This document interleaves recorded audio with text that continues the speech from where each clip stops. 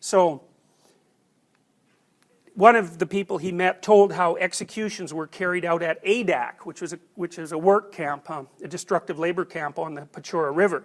They would take the opposition members, so these were people who weren't communists. A lot of people who got thrown in the Gulag prisons in the Soviet Union were basically political prisoners, right? You weren't a staunch communist, or you've been turned in for political, what would you call it, treason, you know, by a neighbor who really wanted your apartment, and so they'd turn you in and you'd get hauled off to a concentration camp, and then, you know, your neighbor would get your apartments. Very pretty arrangement for everyone concerned.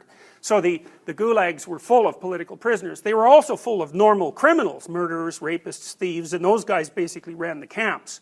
And because the Stalinists thought that murderers, rapists, and thieves, that they were, what would you call those?